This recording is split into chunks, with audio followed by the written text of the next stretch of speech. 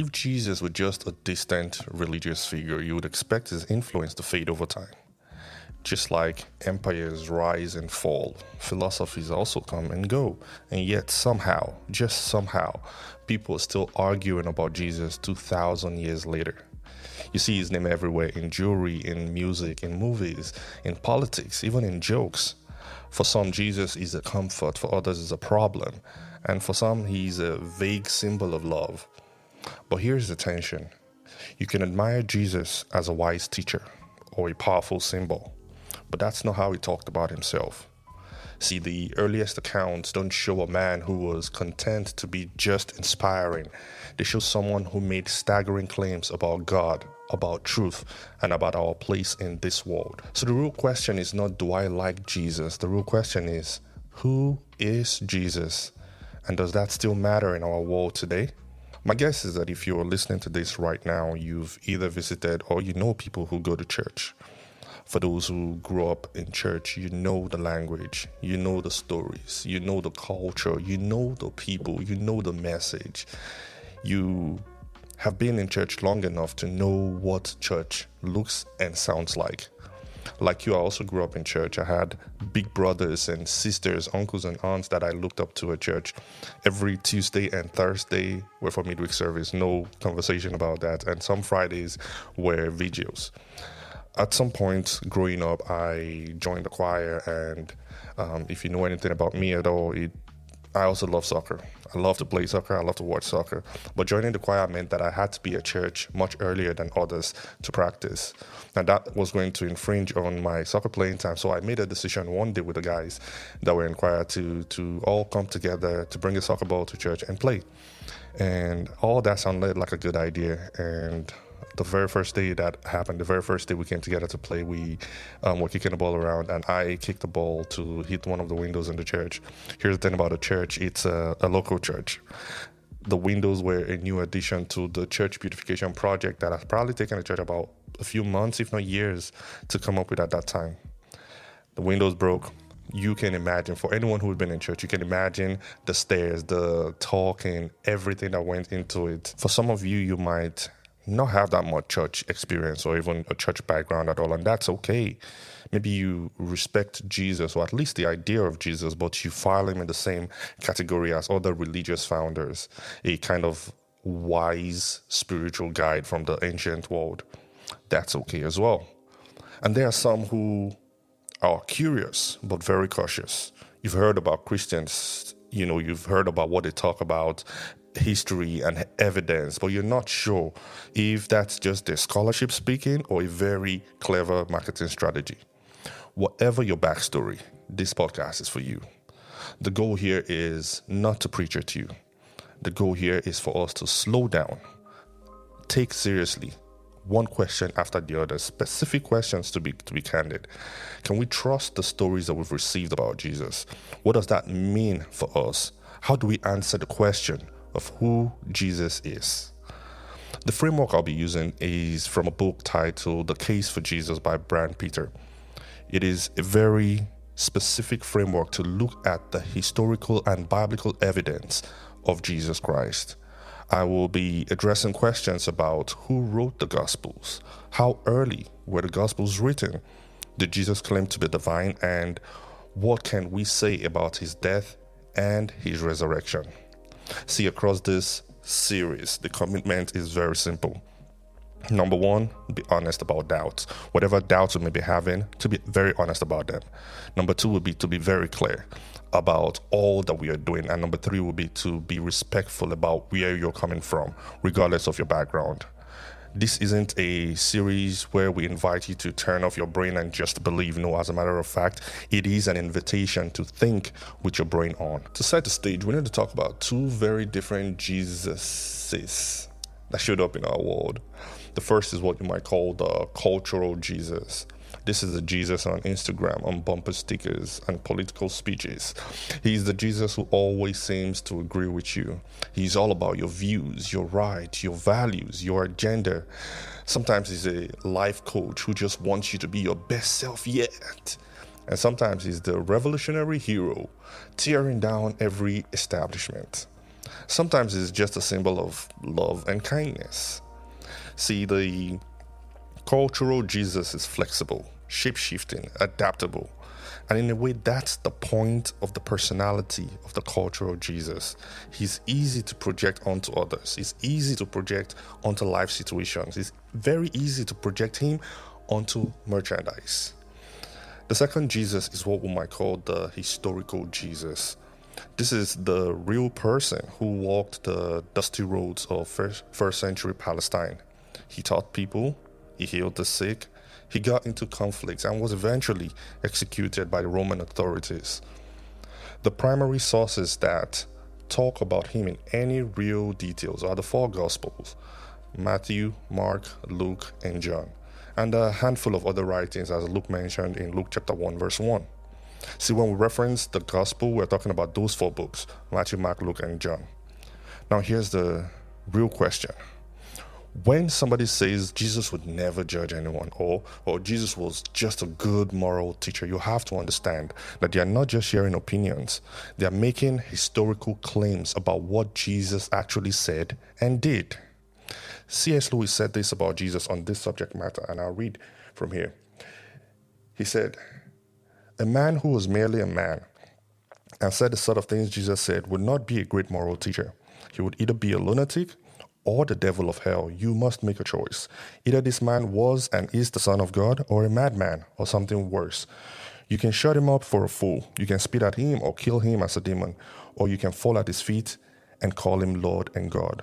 But let's not come up with any patronizing nonsense about him being a great human teacher. He didn't leave that open to us." In John chapter 10, verse 30, the Bible says here, it says, Jesus said, "I and the Father are one." Verse 31, the Jews picked up stones again to stone him.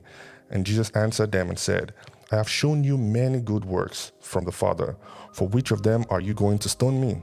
And verse 33 is where we're going. He said, "Then the Jews answered him, 'It is not for the good works that we are going to stone you, but for blasphemy, because you, being a man, make yourself God.'" Brian Peter also said this in his book. He said Jesus was either a liar who knew he wasn't God, but said he was, or Jesus was a lunatic who thought that he was God and actually wasn't. Or, and this is the third part, Jesus was who he said he was, God come in the flesh. So, the question that we're going to ask is, are those claims grounded in anything solid? Or are they based on a Jesus that we've constructed from our own preferences and our impressions?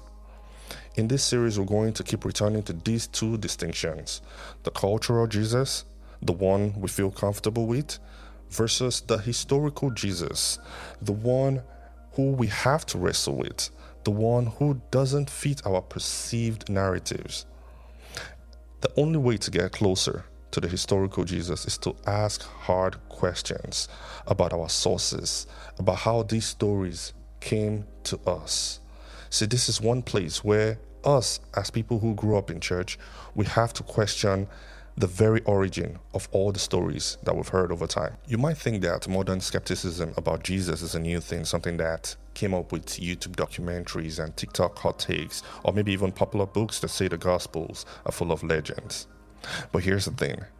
Doubts about Jesus' identity and about the reliability of the gospel have been around for a very, very long time. For the last couple of centuries, scholars have talked about what they call the quest for the historical Jesus.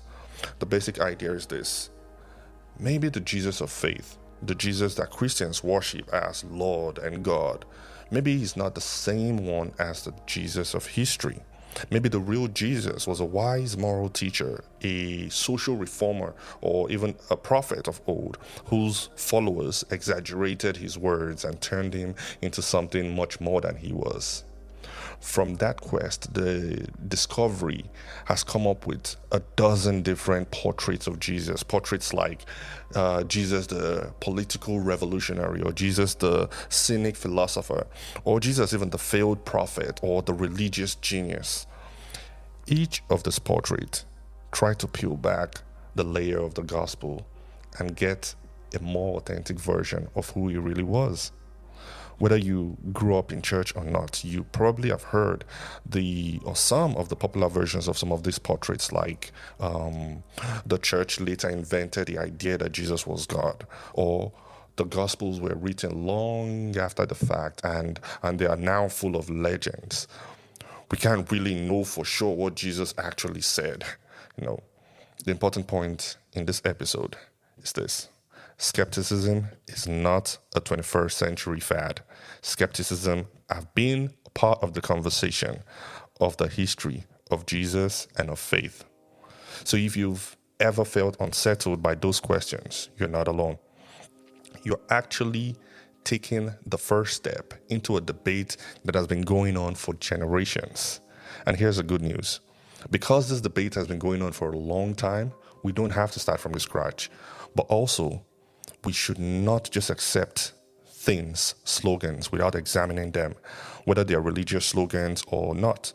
We must not accept the slogans just as the way they have been spoken to us. So where does the case for Jesus fit into all of this?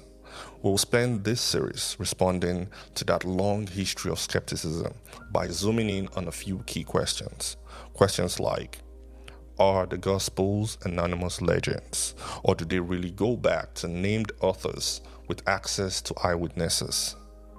Number 2, were the stories about Jesus' divinity added much later, or are they baked into the earliest layers of the Christian tradition? And number 3, how early were the Gospels written, and what does that mean for the possibility of a myth or legend taking over? Under all of these questions is a deeper one, and that is, did Jesus actually claim to be more than a teacher?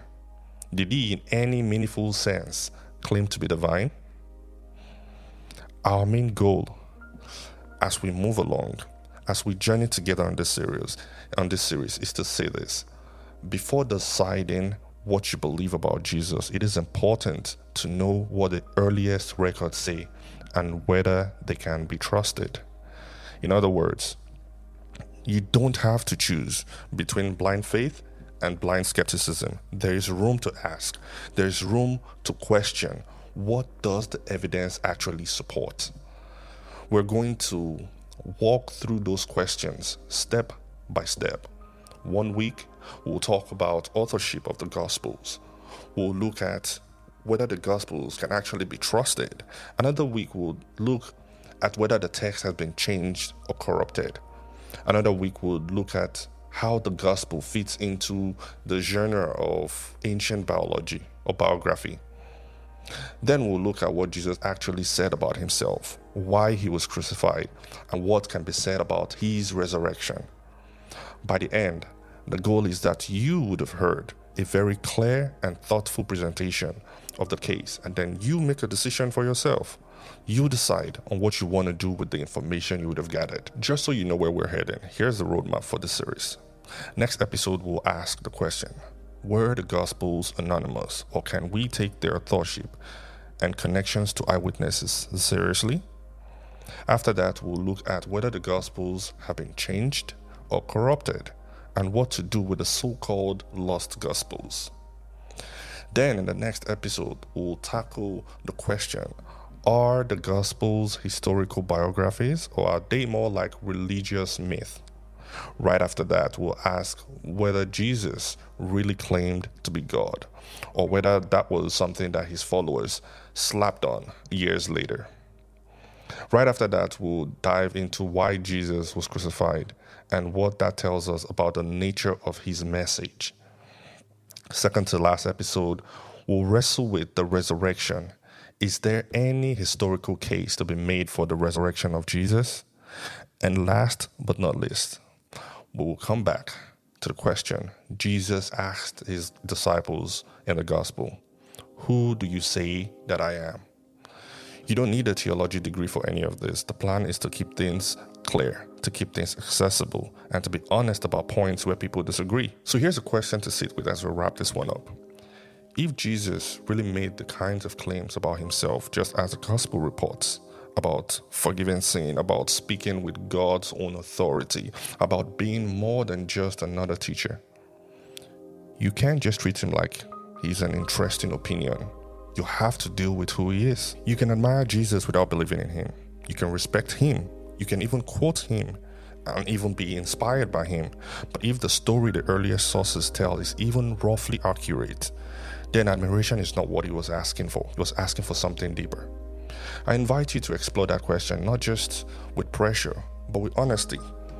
At the end, you might find your faith strengthened, or you might find your doubts sharpened, or probably the portrait of Jesus that you have completely reshaped.